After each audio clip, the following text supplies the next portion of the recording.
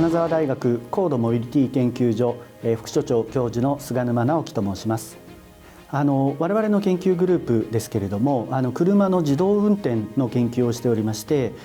車が無人でも動けると、そういうシステムを作ることによって、将来ですね、少子高齢化が進むこの日本の中で、移動に対する困難さ、これをどんな人にもですね、その困難さを感じないような未来を作りたいということで、そういった未来を目指して研究を進めております。自動運転の車っていうのは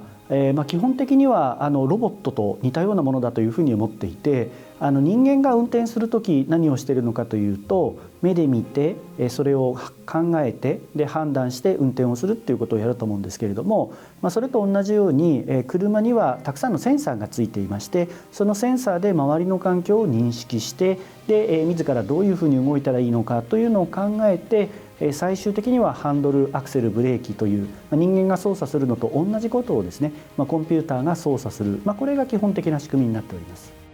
我々の研究グループは今から25年ぐらい前になりますけれども、1998年からこの自動運転の研究を行っておりまして、その当時から自動運転の、特に市街地向けの自動運転を行っていたという研究グループでいきますと、我々がほぼ初めてということで、国内でこの自動運転の研究を牽引しているという、そういう研究グループになっております。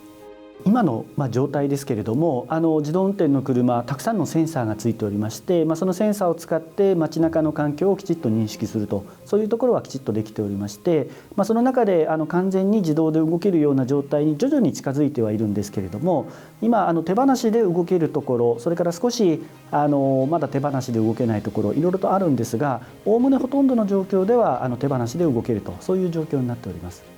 いくつも課題はあるといえばあるんですけれども、例えばここ北陸地方で行きますと、大雨が突然降ってきたり、もしくは雪が降ってきたりですとか、そういった天気の環境が急変するといったことが考えられますが、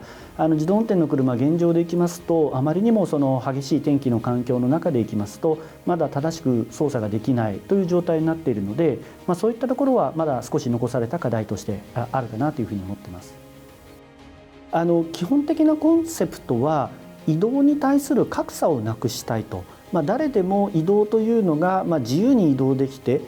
その困難さというのが誰も格差がないような社会というのを作っていきたいというふうに思っていて、まさにモビリティディバイド、そこを解消したいというのが私のやりたいことになりますね。もともと私がこの自動運転の研究を始めたきっかけは、高速で動く車が自動で動いたら面白いなっていう、そういった興味から最初は入っています。でただ研究をずっと続けてきますと、これが単に動いて面白いっていうことだけではなくて、世の中の人の役に立てそうだっていうことも大きな成果として分かってきた部分があって、例えばその高齢過疎化の進んでいるような街で行きますと、タクシー、それからバスですとか、そういった公共交通機関が不足しているというところがありますので、そういったところに次世代のモビリティとして自動運転の車が入っていけばいい未来が来るだろうということだとか、また金沢なんかで行きますと観光地ということもありますけれども、観光地に大量の方がお越しいただいた時に、バスですとかタクシーですとか、そういった次世代のモビリティが入ってくることによって、より効率的で皆さんがもっとですねこの観光地を楽しんでいただくですとか、想像していただきたいのが、例えばその金沢駅とかに新幹線で来ていただいて、でその後気づくと前には誰も乗っていないタクシーがあって、でそのタクシーに乗ると、自分で目的地を言うとそこまで勝手に連れてってくれる、これ本当に楽で非常に楽しい世界だというふうに思っていて、そこでですね車内でやること、別に自分が運転する必要もなくって、一緒に来た人と楽しむでもいいですし、周りの景色を楽しむでもいいですし、そういった自由にですね自分の楽しい時間を楽しみながら時間を有効活用できる、これは非常に大きなメリットだと思ってまして、人間が運転するのと同じようにフルスピードで普通に走っていろいろな場所を走れるようなモビリティ、これはですね本当に将来にとって期待の持てるような技術じゃないかというふうに思っております。今だとその車がどこかに行くと、その車を止めておくスペースっていうのは必ず必要になると思うんですけれども、自動運転の車が普及すると車を止めておくスペースっていうのは街中には基本的にはいらなくなるはずなので、土地の有効活用、もしくは街づくりの在り方自体も変わってしまうんじゃないかなというふうに思っていて、そういった意味でモビリティが入ってくる、新しい乗り物が来ると、そうすると街づくり自体も新しいものに変わっていくんじゃないかというふうに思います。まず技術の開発、それから社会の少子高齢化ですとか、そういったスピード感、そういったところを加味しながら考えていかなくちゃいけないんですが、基本的には5年後ぐらいをめどにですね、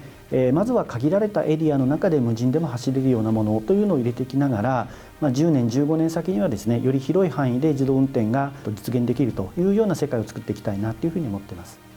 もうあと一歩じゃないかと思ってるんですけれども、その一歩をなんとか金沢大学から世界に向けて発信していきたいなというふうに、未来ではなくそう遠くない世界に本当に実現可能なものだというふうに思っておりますので、そこを目指して頑張っていきたいと思います。